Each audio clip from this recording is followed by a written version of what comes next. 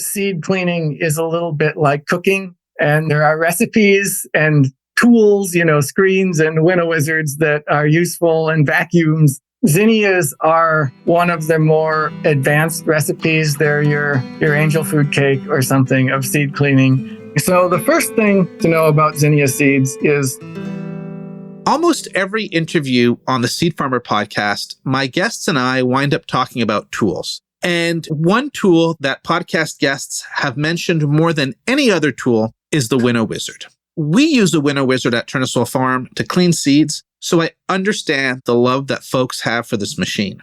But I really wasn't expecting it for it to just keep coming back, interview after interview. And since it has kept coming back, I thought we should spend some time with the person who designed the seed cleaning machine, Mark Luterra. Mark Luterra is this episode's guest. Mark currently works at Adaptive Seeds in Sweet Home, Oregon, but he started his seed journey at Wild Garden Seeds, where he designed and built the first Winnow Wizard to make his seed cleaning days easier. He then went on to build another 104 machines that have been shipped all over the US and Canada.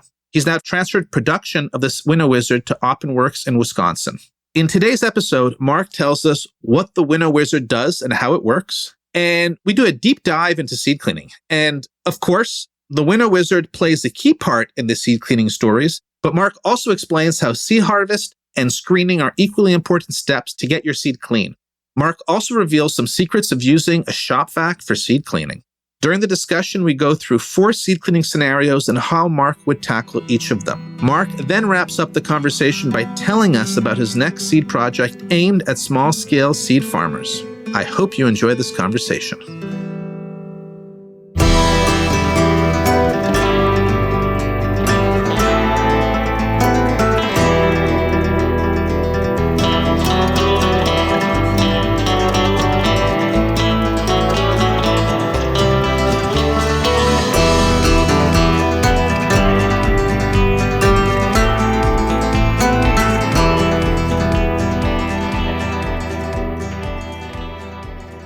Before we start the show, let's get a word from the Seed Farmer show sponsors. All right, everyone, important public service announcement. I know some of you are already making plans for how you'll spend the winter, ordering tools, researching seeds, projecting crops. It's also a great time to gather with our farmers to share knowledge and skills. This February, join thousands of farmers like you from across the U.S. for 3 days of community building and farmer-led learning at the 36th Annual Marble Seed Organic Farming Conference in La Crosse, Wisconsin. Find out more and register at marbleseed.org/conference. Hello, everyone. This is Owen Taylor. And this is Chris Bolden Newsom of True Love Seeds. We are farmers who run a seed company to preserve our ancestral plant relatives from all over the world and share our seeds with gardeners and farmers seeking out their beloved tastes of home. We also have a podcast we think you will enjoy. It's called Seeds and Their People. We interview growers about the plants that keep their culture thriving. Tune in wherever you listen to podcasts and at trueloveseeds.com. All right, back to the show.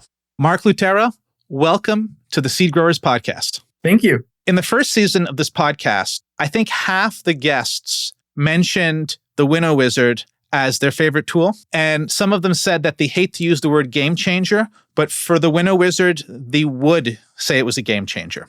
We have one of your Winnow Wizards at Torne-Sol Farm. And, I think that the listeners of the Seed Growers Podcast would love to know more about this wonderful Winnow Wizard, and who better than to talk to the designer of this machine. So welcome. Thanks. Yeah.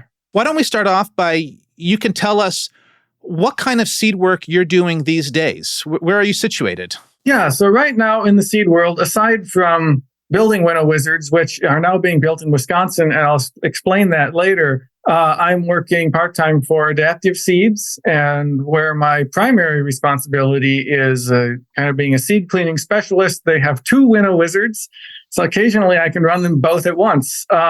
So I'm basically working in the seed world and using my own machines. Do you want to tell us about what journey brought you into seeds? Because you're not from a seed background specifically, but what brought you into seeds, and how did you get ultimately to Adaptive? It's an interesting story. So I grew up in rural Minnesota, and my dad was big into biointensive gardening, John Jevons, double digging, So we would look through the seed catalogs every January and choose what we wanted to grow, but we were not that much into seed saving. So I've always grown seeds. I've always cared about seeds. My earlier life detoured through conservation biology and through bioenergy. And what actually brought me to Oregon was a PhD program in biological engineering, trying to produce hydrogen from cyanobacteria. And it was reasonably successful in the lab, but I came to realize that I was working against evolution and that these organisms were never going to produce commercial amounts of hydrogen. They were always going to spontaneously mutate back to growth and what they wanted to do. And so I finished that sort of not knowing what was next, but knowing that I didn't want to do any more pipetting. And my roommate at the time had just gotten a job at Wild Garden Seed, and they had an injured staff member and they were short-staffed, and I was looking for work. So they said, come on in on Monday and help us out. And so that's how I got into at least the commercial seed world. Was a fairly spontaneous day in early April of 2014. So that's 9 years ago. How long did you work with Wild Garden Seed? That's a difficult question to answer because it's hard to say when it ended or if it has even ended. So I was full-time at Wild Garden Seed 14, 15, 16, 17, 4 years. And then gradually, as I developed the Winnow Wizard and my shop was based at Wild Garden Seed, would spend more time building Winnow Wizards and less time working for Frank. And that sort of paralleled the downscaling of Wild Garden Seed. So it worked out well for him as well. And then the last couple of years, 2021, 2022, I was basically full-time building Winnow Wizards. And then when I decided I wanted to be done building Winnow Wizards at the end of last year, and basically that I couldn't scale up and it would make more sense to have a contract manufacturer build them, then I had more time. Wild Garden didn't really need me for that time, and I wanted to stay in the seed world. So I asked Adaptive Seeds if they would make use of me. So that's where I've been this year. While you were working at Wild Garden Seed, I'm guessing you did a lot of seed cleaning in all kinds of ways. And is this what led to the Winnow Wizard? Very much so, yeah. So I had never done large-scale seed cleaning. I winnowed our home popcorn in a blizzard in Minnesota. And that's sort of my memories of cleanup winnowing. And so I was presented with 300 pounds of Persian cress to clean, the big contract. And, the screening seemed so precise. It goes through 5/64ths and you get most of the packets out. And then the winnowing, and Frank had innovated that instead of winnowing in front of a fan, you winnow behind a fan where the airflow is more uniform. And I'm just not,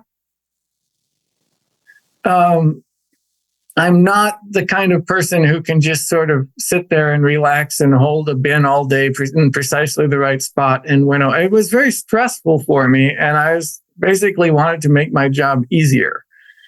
So I had worked in microbiology, and we have in microbiology these things called laminar flow hoods, and they basically have a blower and then a filter and a metal grating to create an even flow of air. And so that was basically the inspiration for, well, what if I introduce a metal grating in the airflow and try to even out the airflow so I can winnow in front of a fan. And so then I can have the machine pour it, drop it in one spot, and then I don't have to stand there and be stressed. And so I basically created this thing so that I could do my job and not feel sore and stressed at the end of the day. And yeah, the first one just had a box fan and one metal grating in front of it. And basically, it enabled me to do my job better, but no one else really caught on yet. Like, it was my way. It was like Mark's winnowing machine. And it took about 6 months to a year and some more improvements before the other folks at Wild Garden Seeds started to say, okay, this is a better way of winnowing, and we could make it even better if it had a hopper. And maybe if we had a more powerful blower, we could make the airflow stronger. And so then it started to evolve. But initially, it was a box fan that was going through a screen, essentially. Yeah, I should see if I could get you a picture of Winnow Wizard number 1, which is back in operation as sort of a field winnowing setup at Wild Garden right now. But yeah, it's just a box fan blowing through a 2-foot long square wind tunnel with one metal screen in it. And then it had a flat plate that you would pour the seed against at the top so that, it always dropped in exactly the same spot. And then the adjustable dividers for where you make the divide. So that part has remained the same, but a lot has changed. I've noticed that each of the Winnow Wizards that I've seen have a number on them. Is this the number 1 in the series, or is there another number 1? That is the number 1. Yeah, even though that's a totally different design, that's Winnow Wizard number 1. And then number 2 was built in January of 2016, based on sort of the recommendations of Frank and the Wild Garden crew of what would make it better. And that's the one that made a spontaneous appearance at the OSA Seed Conference that year and sort of launched interest in it. I remember seeing it at that machine at that point. How different is it over those generations? Functionally, not too much. There's very little functional difference between number 3 and number 80. Number 2 there were some of the parameters I was advised to take into account for that one that I sort of reversed. Like people wanted a smaller profile machine that was a little bit lower that would winnow into a shorter bin. And so it is a little bit shorter, has a little bit smaller capacity. The screens, that has a lower, I think maybe a 1/3 horsepower blower. And it's not actually as even left to right. It only has 2 screens in the airflow.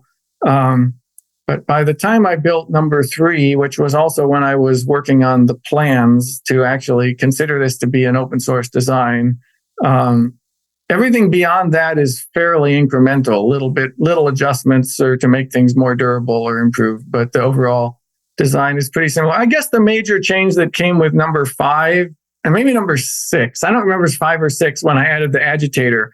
And Frank originally, Frank is big on field winnowing out in the breeze. And he would say, you should get your seed clean enough that it can flow before you put it through the Winnow Wizard. The Winnow Wizard is a fine cleaning machine, but everyone wanted to be able to just pour rough seed in there and have it go through. And I do that all the time too. And you don't always get a great wind. And so the agitator sort of doubled its usefulness in that extent to enable a lot of seed to flow through it. So hearing you explain the evolution of the Winnow Wizard, I realized that maybe I've jumped into this too quick for our listeners. And maybe I should just have you give the 1 or 2 sentence pitch of what a Winnow Wizard is, and maybe just briefly describe what it looks like. So a Winnow Wizard is a precision laminar flow winnower. It separates seed by density, by technically I would say aerodynamic density, because it also matters the shape of the seed as it's falling through the wind. And what it looks like is a blower of the sort you would see on a furnace or a dryer that is blowing through a wind tunnel. And in that wind tunnel are a series of 3 to 5 metal gratings with different open area from 6% for the gentlest airflow. You can put in different restrictor screens. And then always in there is one that has about 28% open area, one that has 40% open area. And what these are doing is they're creating pressure differentials between chambers. So the blower is generating a high pressure zone, and that is equally flowing through all the holes in this screen. That generates another high pressure zone that then flows through all the holes in the next screen. And that creates an airflow that is uniform left to right and across time. It's not pulsing like turbulent as you get coming off of a fan, which greatly increases accuracy. So that's the air part of it. The other part of it, if you look at it from the front, you'll see this triangular hopper, and then above it, sort of a trapezoidal shield that has a motor behind it. And that's all the feed mechanism. And basically, it's just there's an agitator that's rotating so that the seed and rougher material can flow through the hopper. The hopper holds about 12 gallons of seed, 70 to 80 pounds of beans, potentially something heavy.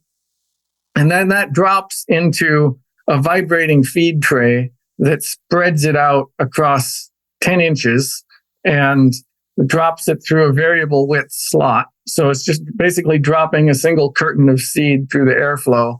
And that's the other recipe for precision, is having all of the seed be uniformly falling vertically in one location as it hits the airflow. Yeah, so it's just a thin stream that's going in front of the air, and then it's all being subjected to the wind equally, as opposed to if you had a bunch going down at one time. Yes.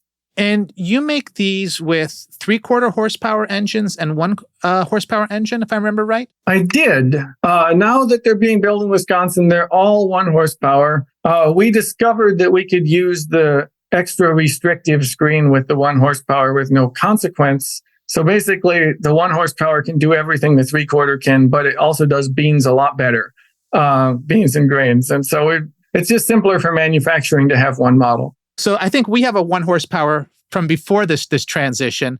Does that mean there's another screen that we should get to be able to increase our range of wind power? Sure, yeah. You could get a R2 screen from Oppen Works, and that would work better for your Yarrow and Sweet Annie and Snapdragons and little tiny things. Perfect. So anyone listening to this who has a classic 1 horsepower might want to act on that. So do you want to tell us a little bit about who has taken over the manufacturing these Winnow Wizards? Sure, yeah. It's a little company in Viroqua, Wisconsin called Oppen Works. And they found me 2-3 years ago when I think a grower in their area approached them about potentially building a Winnow Wizard for them using my plans.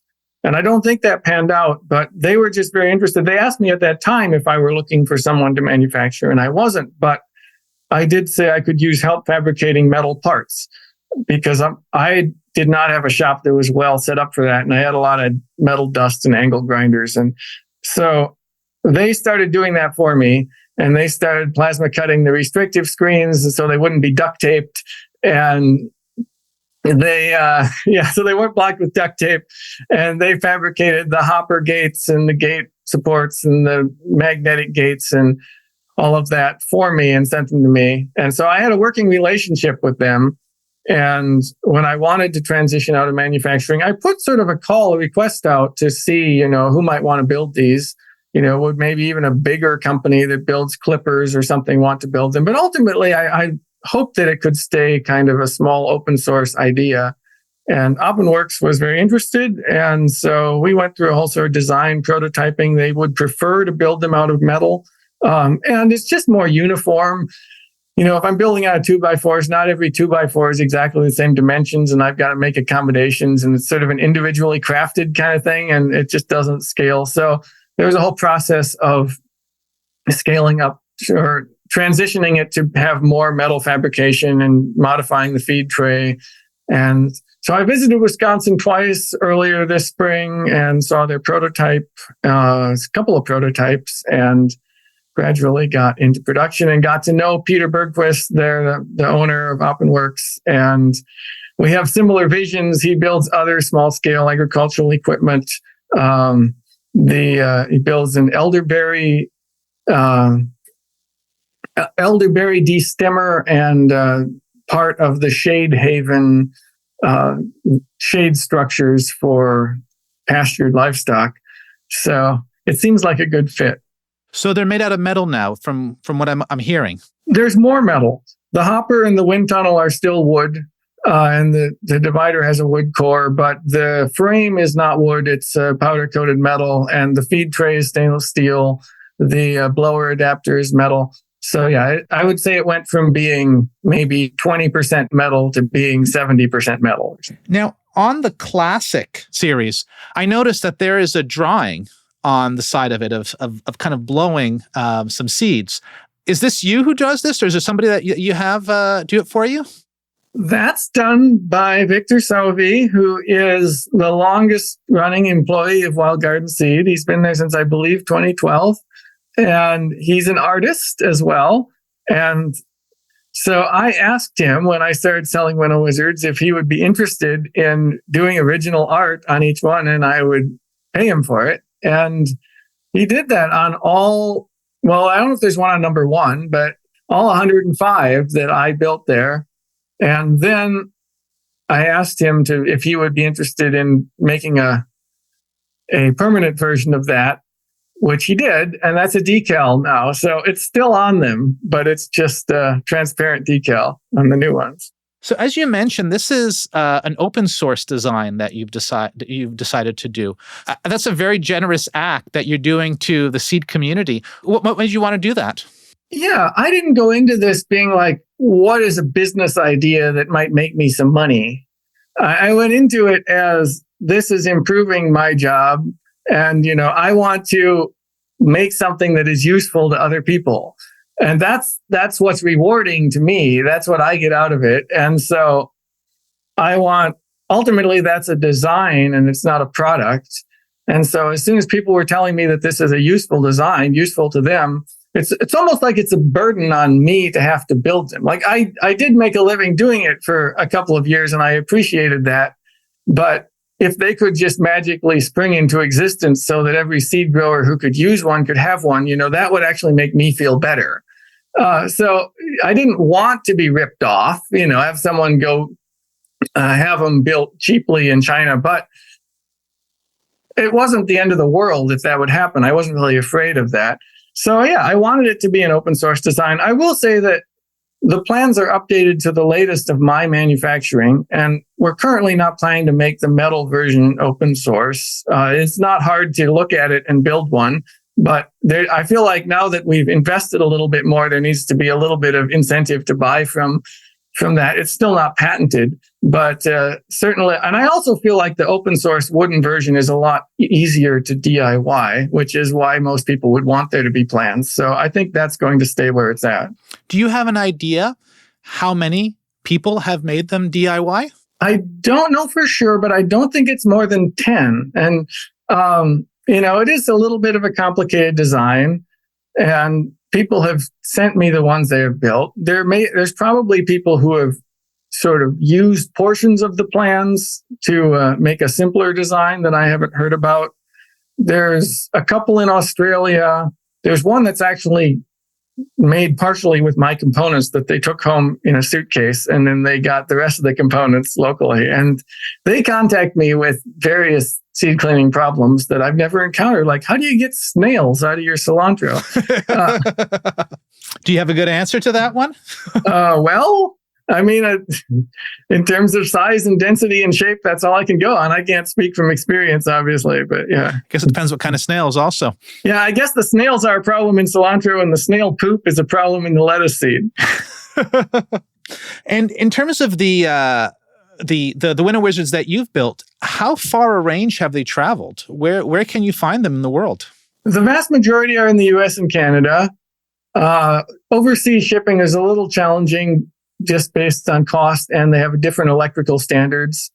There was one sent to the UK, and I don't know if that's currently operating. And then there's that one that went partially in a suitcase to Australia. But otherwise, they're all in the US and Canada. And I would say a surprising number in Canada.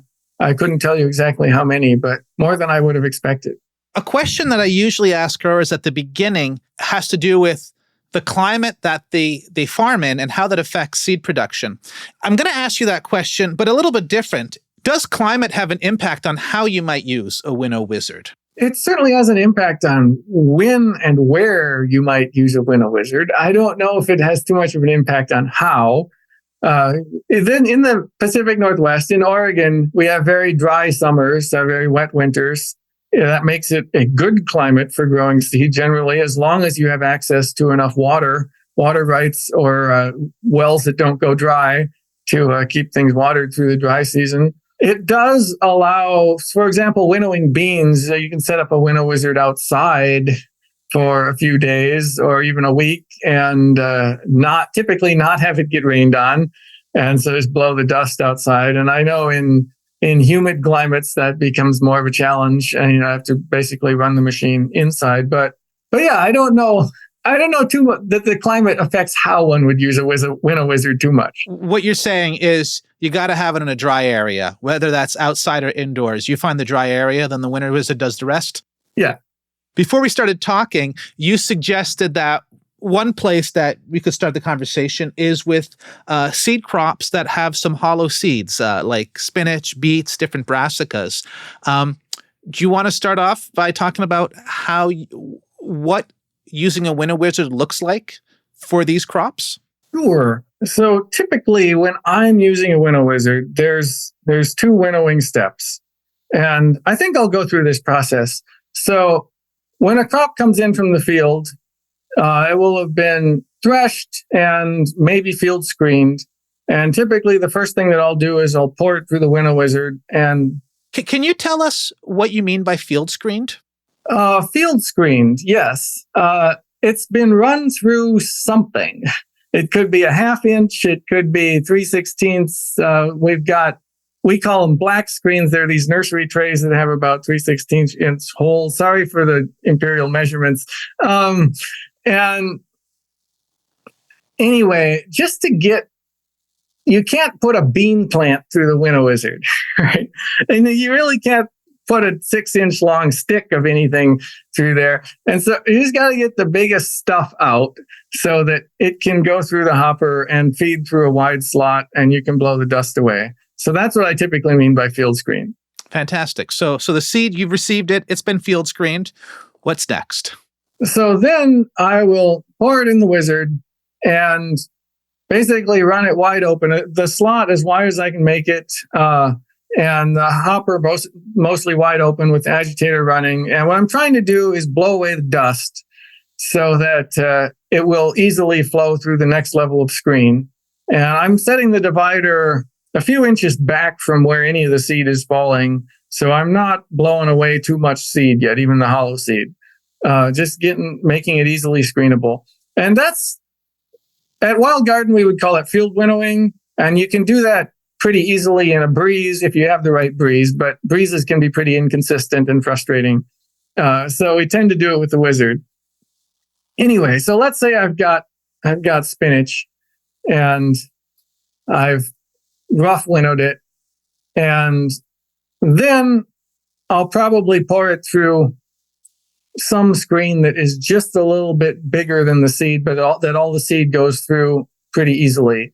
With spinach, that's probably something like a 12/64, maybe even a 1/4 inch. And what that is doing is making so I can winnow with a narrower feed slot, which will be more accurate. So that's not going to get clogged up with bigger material. So rough winnow, rough screen, and then comes the fun part of actually getting the seed really clean with the Winnow Wizard. And spinach, beets have heavy seed coats. So even if there's not an embryo, a seed inside, or if the seed inside is immature and light, the seed itself, the whole particle can still be kind of heavy. And so for some crops, the light seed or the hollow seed, like a totally hollow squash seed is 20% the weight of a full one, and it just blows away, and that's great. But you can do that in a fan. But with spinach and beets, the hollow seed is like 20 or 30% lighter. And I feel like the cutoff for the Winnow Wizard is about a 10% density difference for reliable separation. And so you can set that divide at right in the middle of the stream of seed and split it in half. And then with beets or spinach, I'll just start hitting the light ones with a hammer and on a concrete surface or wood surface. And if you see a little white powder in there, that's an embryo. It's a good seed. If you don't see that, it's hollow. And so I will just play with the divider setting and repeat the process, repeat winnowing until I'm blowing out what looks like it's about 50% good seed, then I'll stop. And then that, in most cases, will leave the good seed lot being 90% germ, which is what I want. Let's take a quick break and hear from our show sponsors. The goal of the Culinary Breeding Network is to improve communication between plant breeders, seed growers, farmers, chefs, produce buyers, and others to improve quality in vegetables, fruits, and grains. The Culinary Breeding Network creates unique opportunities to taste in development cultivars where everyone can share opinions and be a participant in variety development. Inviting chefs, farmers, and everyday eaters into the breeding process increases public awareness and understanding of organic plant breeding. To learn more about the Culinary Breeding Network and find out about upcoming events, visit www.culinarybreedingnetwork.com and follow on Instagram.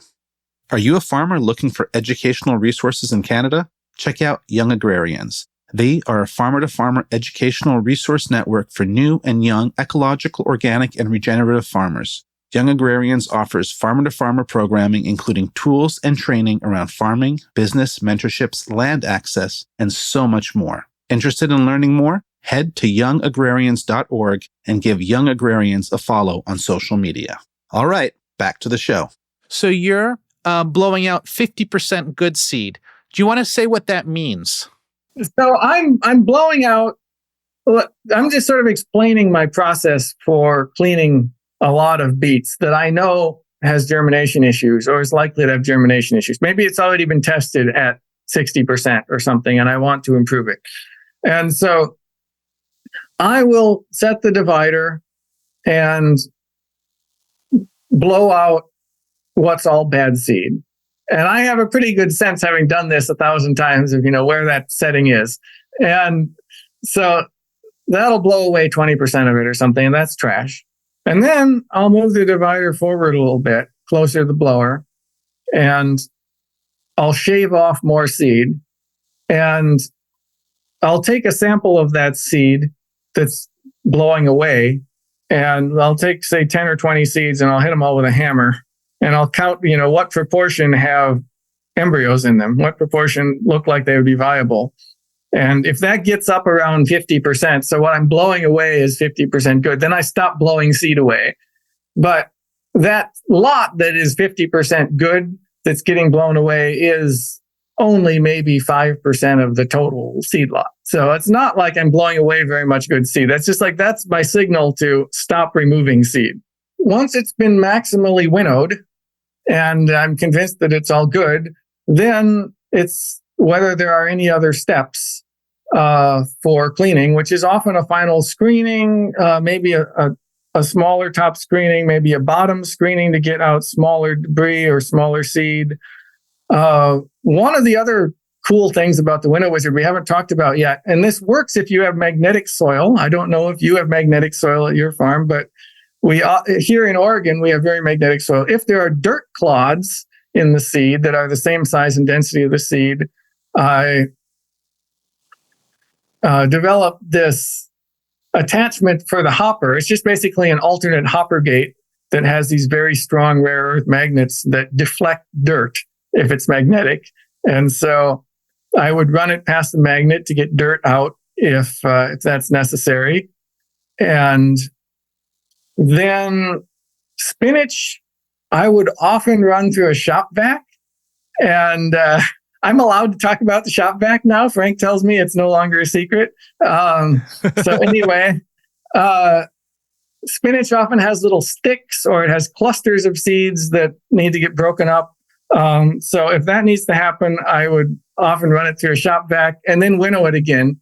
But then that final winnow there after vacuuming is not a precision winnow per se. I've already done that step. So now I'm just blowing out the dust and the stuff that comes free in the vacuum. But so depending on what kind of seed it is, there's often some final polishing steps after the final winnow. So you are running the same seed lot through the machine and a series of other screens in between a number of times to get it to where you want it to be. I try to be smart about that, but I'll talk a little bit about multiple winnowing, because with flat seeds, and as we get in talking about lettuce or zinnias, with flat seeds, everything gets multiple winnowed because there's a probability game of how each seed is going to fall edge on or flat onto the wind and how far it's going to blow. But with a lot of spinach, I usually won't run the whole lot 2 or 3 times.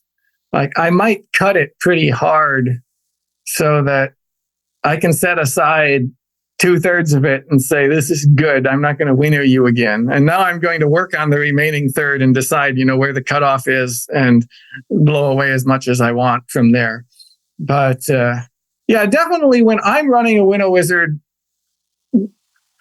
some part of the lot runs multiple times. I'll either recover some good seed from what blew away, which I'll typically do. In fact, my standard fine winnow now is cut it hard and then recover 10 or 20% of what blew away and see if that looks as good as what stayed in front the first time. And if it does, add it, make sure what the rest of it looks like trash, and then call it done. And so sort of a winnow with a one-time recovery is my standard sort of process now. But for something like beets or spinach that has low germ seed, then it's a little bit more iterative. Do you want to talk about what you would do with zinnias? You said you've done a bunch of zinnias lately, and I know that the listeners have asked me about zinnias. So do you want to reveal some secrets? I will, yeah. And I don't want this to take forever, but I do want to just sort of convey that seed cleaning is a little bit like cooking, and there are recipes and tools, screens and Winnow Wizards that are useful, and vacuums, and that zinnias are one of the more advanced recipes. They're your angel food cake or something of seed cleaning. And so I didn't actually develop this procedure. So I want to give credit to first Helen Juba, who worked for Wild Garden Seeds, now at Adaptive Seeds as well. And then Victor Salvi, who continued to develop sort of the zinnia protocol, because zinnias are a little bit of a mess. And, if you're just saving zinnia seeds, sure, just pull a powder flower and you've got the seeds right there. But commercially, so the first thing to know about zinnia seeds is don't break the cones. The receptacles that the seeds are attached to will, under the right circumstances, if they're too dry and if you crush them, run them through a chipper, drive on them, will fragment into pieces the same shape and density as zinnia seeds. And then in the end, you will either just leave them there or you will pick them out. The first thing about zinnias is don't break the cones. If you don't break the cones, then you end up with a mess of material, which is dust. And there's 2 kinds of seeds. There's the disc flower seeds from the center of the flower and the ray flower seeds, which are fully attached to the petals.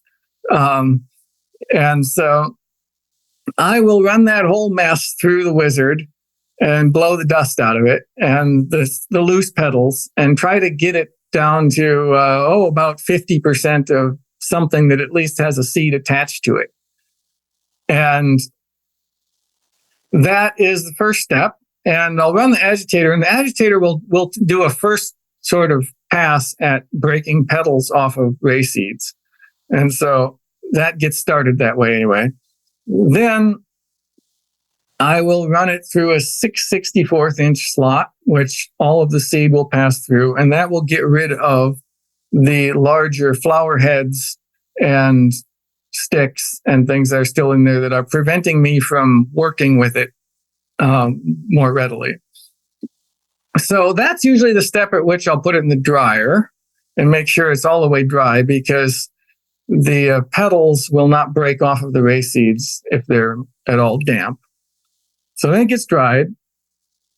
Then I will usually run it through the shop vac, and that will break off more of the petals from the ray seeds. What does running it through the shop vac look like? Are you got a shop vac and you're just sucking it in there? The shop vac can damage seed. You don't want to vacuum everything. So zinnia seed can handle being vacuumed once, typically, if it's not too fragile. And you've got ideally a fairly big shop vac. the smaller the tube, the more force, because the stronger the airflow through the tube. And so we actually sometimes use big tubes for threshing zinnias. You can suck the whole zinnia head through if you want. But the smaller tube will be a little more aggressive at breaking things off of seed. And then we usually tie the seed in 1/2 hitch, or tie the vacuum hose in 1/2 hitch knot, so that the seed goes around some corners in there and gets a little bit more abrasion. And anyway, so at that stage, I would typically vacuum the zinnia seed and then winnow it fast once again. Then I will run it through a 1/14 inch slot. What that does is it removes the ray seeds that still have petals attached. And then those I will either vacuum again or rub with my hands, or basically reprocess them to get the petals off. And then everything goes through the 1/14. Then, and this is the slowest step, but I find it to be very useful. I'll run it through, depending on what you have, either a 1/22 or 1/23 inch slot screen. And that separates the disc seeds, which are very flat and light, from the ray seeds, which are thicker and heavier. And then those can be winnowed differently. So the ray seeds tend to have more debris in them because, it's the thicker material. But now they're heavy. Now they behave almost like kale seeds. And so you can winnow them on a higher speed and blow out. There's often a lot of hollow ray seeds. And so you can blow out all the hollow ray seeds. And you'll end up blowing out any disc seeds that got left in that lot. But oh well. Hopefully it's not too many. And as you get the ray seeds all the way clean that way. And then I'll winnow the disc seeds, typically on a lower airflow setting, and the divider set sufficiently far out. And these are flat seeds. And so the thing about flat seeds is they spread. If you winnow kale through the Winnow Wizard and you watch it drop, you'll see that the column, when it reaches the divider, is about 1 inch wide, maybe 2 at the most. If you drop zinnia seeds, you watch zinnia seeds winnow, you'll see that the column at the divider is about 6 inches wide, 3 times wider. And that's because a seed that's falling edge onto the wind is falling straight down almost. A seed that falls flat onto the wind is getting blown away. It's random. And so what I will typically do in that case is set the divider where it saves 60% of the seed, thereabout. And then I'll re-winnow the light fraction. And assuming that the seed in there is good, 60% of it falls in front again. And so I'll do 3 or 4 recoveries, sometimes up to 5 or 6 recoveries of the light fraction until I'm looking at it and saying, this is junk. And I throw it away. I do that with the ray seeds too, but usually only 2 or 3 recoveries. It's a heavier seed.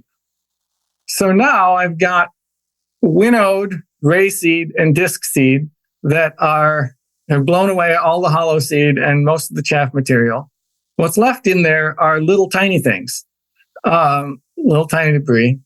And so then I will bottom screen them. And the disc seed can actually handle a slightly larger bottom screen just because of the shape of the seed. So that could be even a 1/8 or a 7.5 64ths. The ray seed usually bottom with a 7 64th. And sometimes I'll recover what goes through the bottom once and look at it and be like, okay, that seed is just long and narrow. It fell through the screen, but I'll screen it again and it'll stay on top. And then I've got 2 lots of clean zinnia seed. And if the cones got broken, then I'm looking at those screens and picking the cone pieces out because that's the only way they're going away. Or I'm just saying, okay, you're going to get some cone pieces. That's okay. And when that's done, then usually we'll combine the 2 lots together and call it good. Or we'll sell them separately, depending on what people want. There's some theories about the ray seed being more outcrossed and the disc seed being more self-pollinated just by the nature of the flowers. So in terms of what we save for ourselves, sometimes we'll try to save the disc seed. But that's the zinnia cleaning process, which is a little bit elaborate, but makes very clean seed. I love hearing that. I have some, we don't grow a lot of zinnias. It's something that we're trying to get more into. And I have some on the menu in the coming weeks to clean. So I'm going to be thinking about this. So thank you very much for that. I have a couple situations that I've been dealing with the Winnow Wizard, or with just seed cleaning. And I'm curious how you might approach doing that, either, I guess, with the Winnow Wizard specifically. So one case is I've got some arugula seed, which just the way it turned out, it has a lot of small little grass seeds in it. Something that it would be better weeding at a specific point would have avoided that problem, and prevention is probably the best thing to do. But I've got this lot now, and I have ran it through the Winnow Wizard, and I'm at a point now where I still have the seed with these contaminators in there. What would you advise me? Yeah, I'm not sure what kind of grass you have, and so the Winnow Wizard is not a miraculous color sorter. And if they're the same density, there's nothing I can recommend you doing with it. In my experience with brassicas and the grass seed that usually get in them, the grass seeds are usually a little bit lighter. They also, being flat seeds, tend to have sort of the spread phenomenon. So I can winnow the lot multiple times and keep blowing out more grass seeds. Or I could set the divider so that, let's say I'm splitting the seed, and the heaviest half of the seed doesn't have any grass seeds in it, and the lighter half does. And maybe I can split the light half again, and at least I can sort of concentrate the grass seeds into a problem lot that then I can either throw away or pick them out or do something to. That's about as far as I can go with the Winnow Wizard. And in terms of screens, I don't know what your screen collection looks like. Sometimes if grass seeds are long, you can pour your arugula through maybe a 5/64 and shake it really gently, and the grass seeds will stay on top. Or if they're really flat, like lettuce seed, like crabgrass seed, you could use, I'd say, maybe a 1/22, maybe 1/26 slot, and get the grass seeds to fall through. So that's screening and winnowing. And then if that doesn't work, then you've got friends who have indent separators or spiral separators or tools that separate based on size and shape. Then, that will get you somewhere, but that's not always an option. We do have a spiral separator, so that's something I might get to, but I was trying to figure out how to do it first with the Winnow Wizard. And so I'll follow those steps that you've said.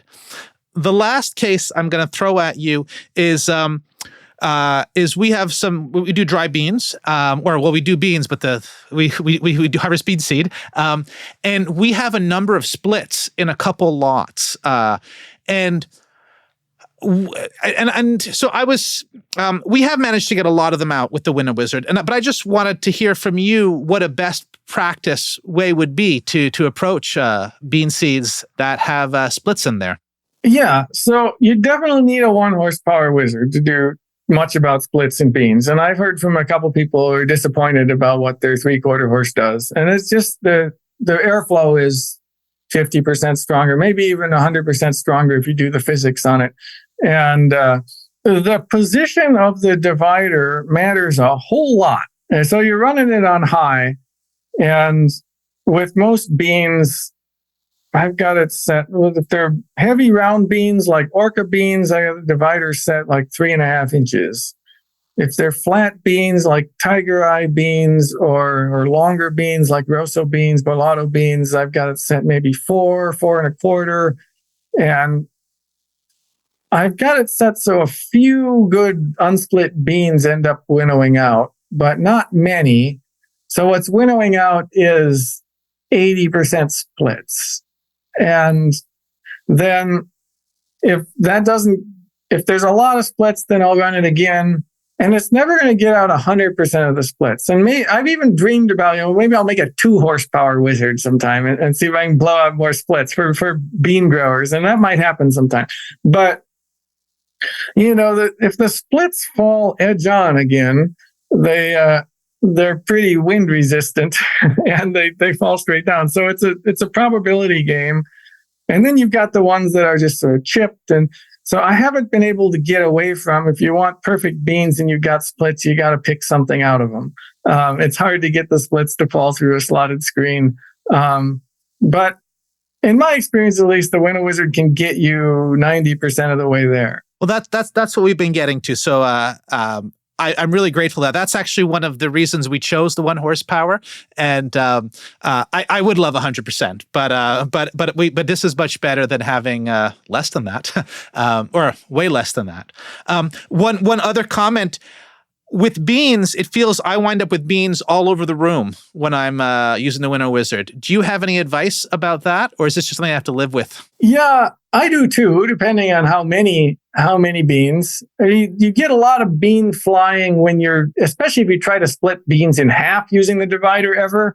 And so when I've got the divider set so that 95% is falling, I mess up in front of or behind in this context, but falling closer to the blower and then 5% is blowing past it. I find that the number of beans that hit the top of the divider and bounce is kind of small. Often I will set a second bin behind the trash bin or the bin behind the divider. And a lot of the beans that bounce end up in there and I can win them again or recover them. You could try. Done this sometimes. You could try making the divider less bouncy. Just put a piece of folded cardstock or paper bag even over it, and that might result in the beans that hit it bouncing less far. That's a great idea. I hadn't thought about that part, but that's a really great idea. I might try that next time. So thank you so much for being the Winnow Wizard doctor here and helping me troubleshoot some of these situations. So why don't we start wrapping the conversation up? And I've got a few questions I ask all the growers. What would you tell your younger seed growing self? I would tell my younger seed growing self to relax a little bit. And when I first got into seed, it's like, oh, the rain's going to ruin the lettuce. We got to get all the lettuce in. We got to, this is out on tarps and it's going to rain. We got to pull it up. And I'm a little bit of a vigilant person of like, okay, I got to do this thing at the right time or everything's going to be ruined. And I guess in all the years growing seed, it's like, okay, seed got wet, put it in the dryer. It's okay. Seed's a pretty resilient thing most of the time. And so I guess I would tell my younger seed growing self to relax a little bit, and it's usually okay. And what would you say to market gardeners or market growers to encourage them to produce some of the seed that they use for their farm? Well, seed is fun. It's something different. It is on an annual schedule. So if you're tired of picking lettuce every week or picking carrots every week, you can harvest the seed once. It's on a different kind of schedule. It's also, if you calculate it, the value you get from a kale plant that has gone to seed, dollar-wise, if you were to buy that seed, is pretty high compared to the value you get selling those kale leaves. And so it's certainly, if it's something you have the capacity to explore, invest in, and you have a significant seed purchase budget, you can also save substantial money that way. Of course, I work for seed companies that sell to market growers, so it's not really my interest to say save your own seed, don't buy it. But yeah, that's definitely true. Now, you've told me that you have a new project in the works that might be revolutionizing more seed work. Do you want to tell us about that? I've been occasionally asked over the last 6-7 years to whether I have a thresher design, because people say, okay, I've got this Winnow Wizard and it's a game changer for me, and I need something that will innovate threshing in the same way. And so I've been playing with the design, and the concept behind it is similar to the Winnow Wizard. So the Winnow Wizard was developed as, here's what we do manually. We pour seed in front of a fan or behind a fan. And how do we optimize the airflow and how do we optimize the feed, but otherwise do that process rather than like, how do I develop a machine that looks like a machine that is a gravity table or some of the other ways that are separated by density. So I ended up with something that's a little bit different than the existing machines. And so what the farms that I've worked for do for threshing, most commonly threshing dry seeded crops, is everything gets laid out on a tarp and then it gets driven on, sort of a rolling compression. And then it gets agitated. You hit it with sticks or hay rakes or kick it around. And then it gets field screened. You take your hay rakes and you get the plant material off of there. And then if you're lucky and the breeze is right, it gets field winnowed and then it gets put in a bin and you pour it through a Winnow Wizard. And so my design is basically, well, how about we, rather than try to create another threshing machine, which mostly hit things hard with metal. And that's actually very useful for certain crops, this rotating metal parts, but they split a lot of beans. It's hard on things. And you also end up with this interior chamber that's kind of hard to clean out and it carries over seeds. And so my thought is, what if we try to mechanize what we already do manually? And so you throw seeds on a moving tarp, which is a belt, and there's a rolling compression between that and another belt, which is moving a slightly different speed.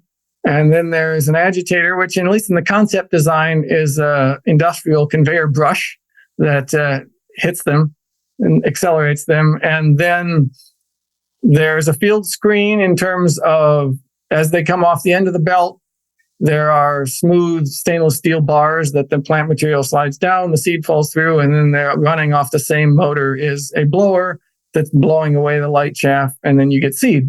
And so that's the nature of the design, which I have a friend who's a mechanical engineer, McGuire Mechanism in Philomath, neighboring Philomath, where Wild Garden Seed is, who has worked a little bit with me on the Winnow Wizard and turned my sketch into an actual machine design. And so we're in the process of seeing if we can get a grant, seeing if we get funding to prototype this to see how well it would work.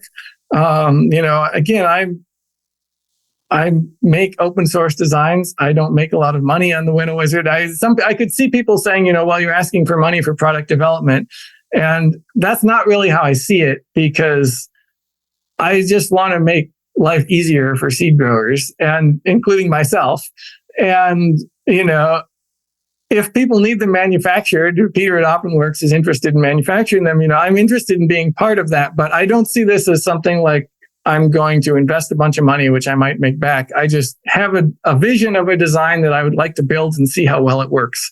So we'll see if we can get that funded, but that's my next project in the seed world. Well, that sounds pretty exciting. As somebody who really gets frustrated with split beans coming out of threshers, I'm excited to have something that might be an alternative. So I'm gonna keep an eye on it, and I'm gonna wish you really great luck designing that. And I hope you have a lot of good success.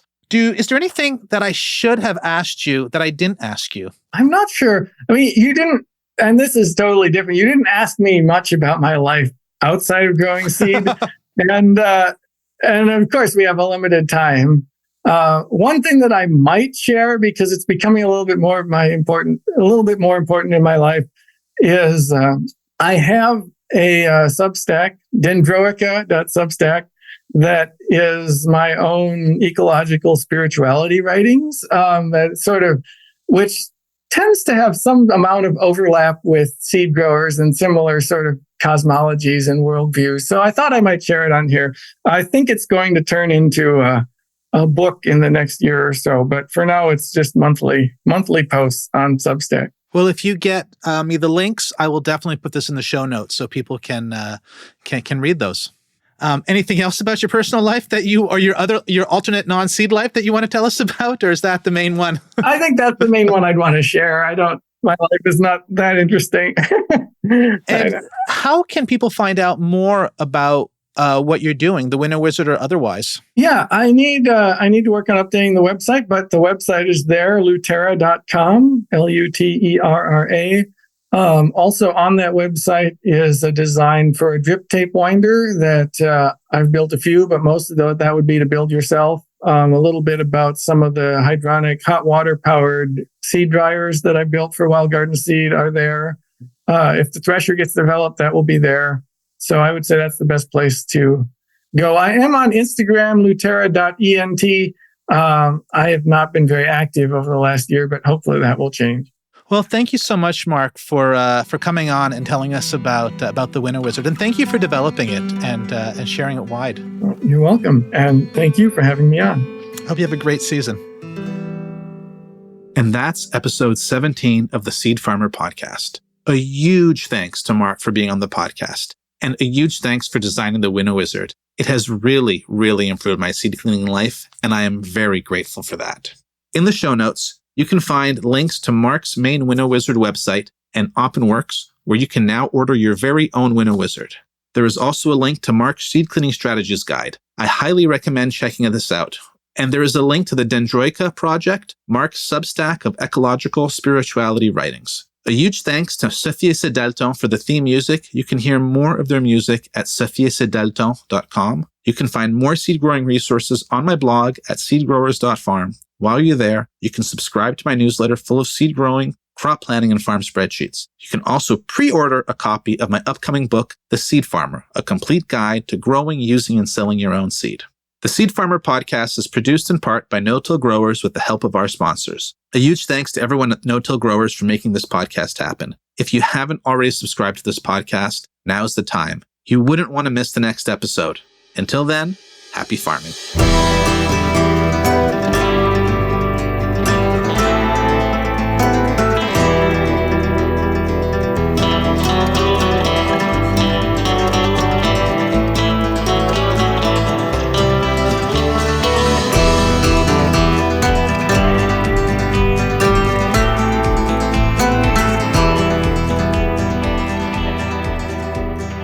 Let's start with a bit of news. We've had a lot of rain. It's been a wet couple of weeks. One day we got 4 inches of rain. About a week later, on a Friday, we got 7 inches of rain. And then the week after that, we got another 2 inches of rain. So that's just a lot of water to come down in a short period of time. We were really fortunate that we didn't suffer material damages to the farm, that the greenhouses and structures all did fine. But in the weeks afterwards, that's where you see the other problems emerge. So we've discovered that in one spot of the garden where we've got a lot of rotting carrots. So we lost about 4 weeks of fresh carrots for our vegetable baskets, which is a shame because I love eating those carrots. Also, it's a shame for the clients. And we just discovered that 300 bed feet of radishes that were going to seed, they got poured on and they were sitting in water, and we were trying to bring them in. And we just had to face it that there was nothing we could do about it. We've since mowed them in, and we're going to get probably a whole flush of little radishes in that area. So that's the farm news. In other news, the countdown until my new book, The Seed Farmer, the complete guide to growing, using, and selling your own seed. The countdown is on, and the book is coming out in a couple months, November 26th. And I finally put together a landing page to share information about the book. It's been on my to-do list for a while, and it's finally here. You can head on over to seedfarmerbook.com to find out more about the book. Until then, happy farming.